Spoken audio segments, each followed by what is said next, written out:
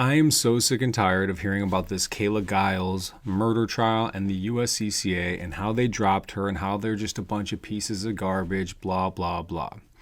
Let me start this by saying I do not work for the USCCA. I have a partnership that I brokered with them, that I asked to take part in with them, because I did my own due diligence, my own research on the various liability companies, insurance companies, training companies, whatever you want to call it, in order to determine what the best resolution for me and my family would be for coverage. And I said, you know what? I want to partner with the people who I'm going to use so I can provide that opportunity for the people that I actually train, because it's what I believe in. Now, with that being said, there are some other ones out there. Sure, they're pretty good and they might fit you. I use the USCCA. I brokered a partnership with them for my own reasons. However, one thing I cannot stand is when I just see people talking and talking and talking a bunch of smack, just stupid, frivolous garbage, because we're talking about your life, your livelihood here. This isn't some marketing play on words scheme that some smug frickin' douchebag gets to just flip some words and reorganize the way that they structure sentences so that it can make somebody else appear as if though they're going to get dropped by the USCCA whenever they're involved in a self-defense incident. So I actually read the case file, and you could find it here on this website, State of Louisiana, caselaw.findlaw.com. I'll put this in the description. I don't know if I can put links in my stuff though. YouTube's always shut me down. Point is, guys, read the actual case, because that's what we're going to dive down into here today. We've got 5 main points that talk about why they dropped Kayla Giles' bullshit case and didn't want to represent her, so you can get some actual real facts. I'm not trying to sell you something. I just want you to be able to make the best decision possible for yourself and your family, because this stuff matters.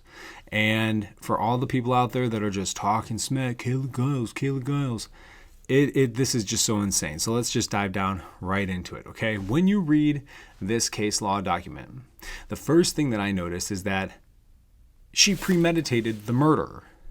And how do we know she premeditated the murder? Well, a couple of things. She expressed a desire to her friend. Her friend testified in court, a woman named Mrs. Dennis, that she wanted to kill this guy. The guy's Thomas. That was the husband who she had a divorce from, and Thomas Cootie or something like that. Yeah. Anyways, the point is, she said she wanted to kill him. Okay.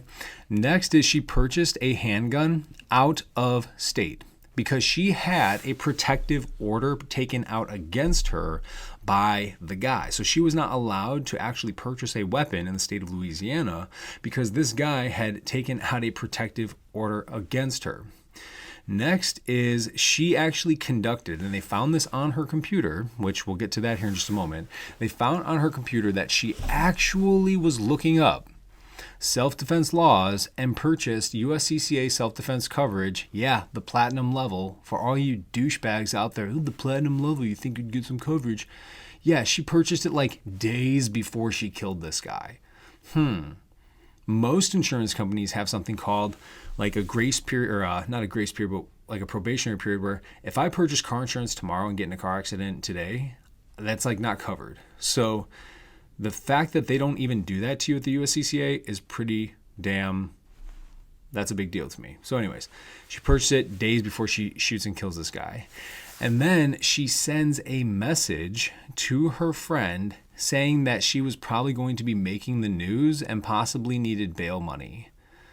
Why in the world would you say that to a friend? Hey, I might be making the news and I might need bail money, LOL, while I go meet up with your husband here in the next couple of days during a custody transfer. So that's the first thing right there in terms of like premeditated evidence for the murder. That's what the jury found. That's what the court has found, like on 4 different occasions. Now she's on her 4th appeal. All of them keep upholding the same sentencing. Now, next, contradictory self-defense claims. There's surveillance video of the shooting. I saw it once. I can't find it anymore right now. but I'm sure if you look hard enough you can, and if you do, please send it over to me, because she claims that he lunged towards her and ripped the car door open in a very aggressive manner, but the video doesn't show that. It shows that he's like talking to her. She goes to her car with the kids, puts them in, gets in, shuts the door on him, and like he opens the door, and I'm sure it was a heated discussion, yeah, but once he opens the door, he cracks it, she shoots him in the chest, and he falls back, collapses, and dies. Now, supposedly there's been a history of abuse. He's a UFC fighter. She's a small woman. Okay, I'm not justifying that whatsoever. Not in the least sense. But it's also ironic that there really is no evidence, at least according to this document right here, this case law file, where it says that there's any real definitive proof. Like she was never beat up and like had to go to the hospital or anything. According to this thing, I don't know. I'm just saying, guys, because I don't believe in that shit at all. But in the video, it doesn't appear as if though he's about to attack her viciously. Now, what also is strange about this is that Giles' daughter initially recorded a statement consistent with the video saying, no, they were arguing, my daddy opened the car. But then later on, her statement changed. She had I think an 8-year-old girl or something like that. Some of this, guys, I'm not diving down that far into it, so do your own fucking research. But just know that the kid originally said one thing, which aligned with the video, and then later on she said another thing, which happened to align with her mom. Now, the jury ultimately concluded Thomas's actions, so the guy, were not forceful or threatening enough to justify lethal force, meaning that you're in fear of your life or great bodily harm. So that's the second big thing here, contradictory self-defense claims. So she premeditated. There's a lot of evidence showing that.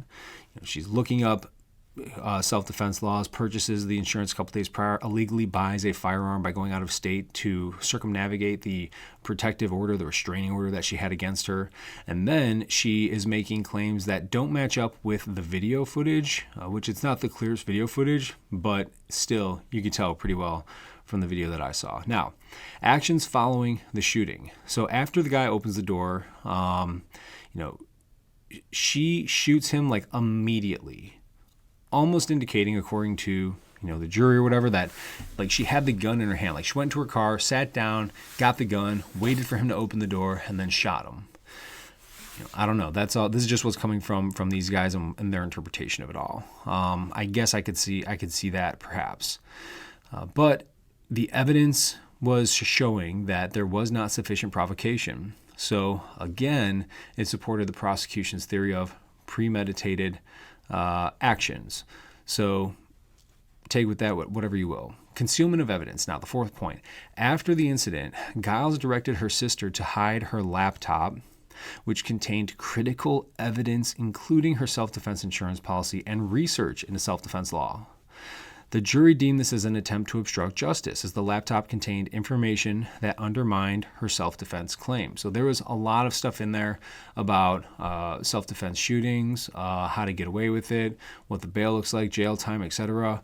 And I know that this stuff is highly accurate because I was a mobile forensic expert for quite some time, and I've taken a crap ton of data out of people's mobile devices and computers and stuff, and this is irrefutable. This is forensic evidence, and you could determine exactly when it was looked up. Why else would she be telling her sister to hide the flowers or something like that, which was like the case of her computer?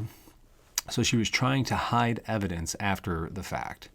Now, there's a lot of inconsistencies when it comes to the aggravating factors, or somebody might say, well, she was abused because she claimed he had been violent, but there was no concrete evidence to support the allegations, again, according to this document.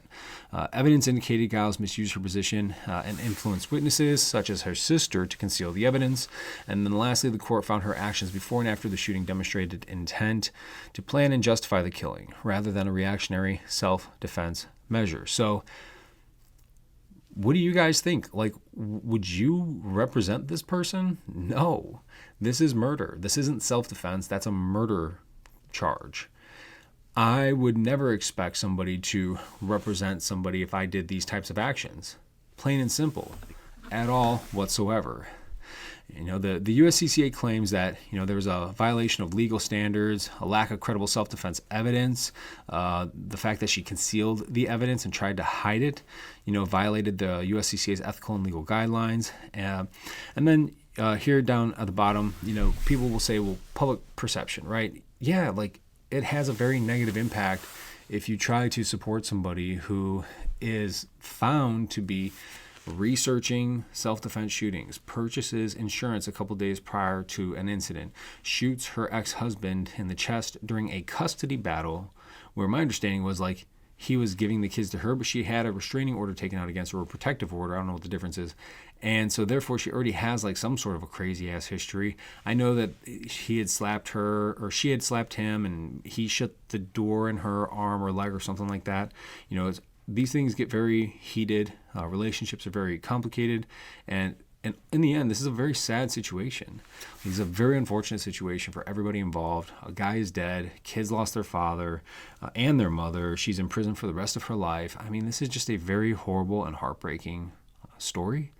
But what I don't want to see happen, guys, is that other companies talk a bunch of smack about the USCCA, Delta Defense, and how, well, they didn't represent Kayla Giles.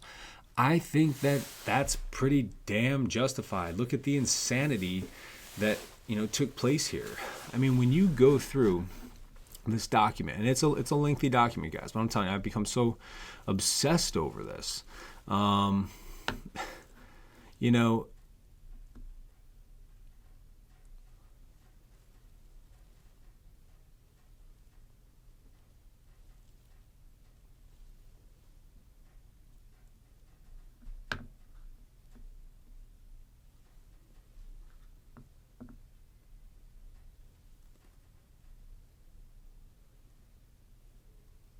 It's just crazy.